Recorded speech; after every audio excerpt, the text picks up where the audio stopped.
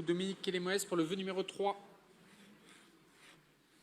Merci, Monsieur le maire. Mes chers collègues, notamment mes collègues du groupe Paris Liberté et de manière générale des élus de droite qui se sont beaucoup préoccupés du patrimoine, Madame Anne Biraben, le patrimoine parisien est multiple, protéiforme, monumental parfois, souvent, mais souvent discret. Il se compose de nos édifices et des œuvres qu'ils renferment, de nos fontaines, de nos statues, mais aussi d'éléments plus modestes, que ce soit une enseigne, un décor ou une partie de notre mobilier urbain, les bancs d'Aviou, les colonnes Maurice, les bouches de métro Guimard. Ce patrimoine, petit ou grand, raconte notre histoire, tout comme il participe à l'identité et donc à la beauté de Paris. C'est un legs de souvenirs qu'il convient de protéger et de transmettre. C'est la mission que m'a confiée Emmanuel Grégoire en me nommant, et je tiens à l'en remercier, conseillère déléguée au patrimoine. Protéger notre patrimoine suppose de l'entretenir, de le restaurer, c'est là une évidence. Et je vous rassure, mes chers collègues, plusieurs opérations sont en cours et de nouvelles seront engagées tout au long de cette mandature. J'y travaille dans le cadre du plan d'investissement de la mandature.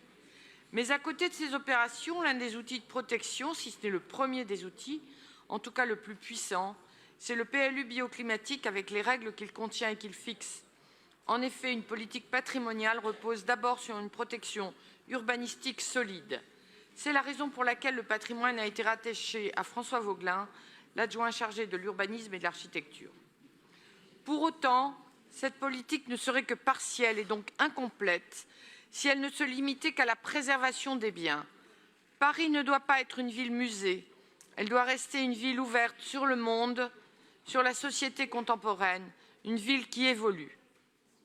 Cette évolution doit se faire en tenant compte de l'harmonie globale de la ville, c'est-à-dire de ce qui fait son élégance, son caractère, sa spécificité visuelle.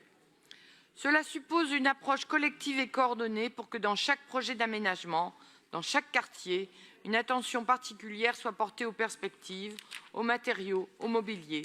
C'est ce qu'on a appelé le droit au beau. Il reviendra à la déléguée générale au design et à l'esthétique qui a été nommée de le garantir et de le promouvoir. Son travail n'entrera pas en concurrence avec mes fonctions, il interviendra en complémentarité. J'ai bien relevé, Madame Biraben, dans votre vœu, les termes que le patrimoine était le grand oublié de la mandature, que nous serions des sous-adjoints et que surtout, forcément, nous travaillerions de manière contradictoire. Eh bien, figurez-vous que pas du tout. Nous serons tout à fait capables, avec la déléguée nommée au design et à l'esthétique, de travailler ensemble et de manière complémentaire. Vous le voyez, mes chers collègues, nous avons une vision à la fois claire et globale de notre politique patrimoniale. C'est la raison pour laquelle j'émettrai un avis défavorable sur ce vœu. Je vous remercie.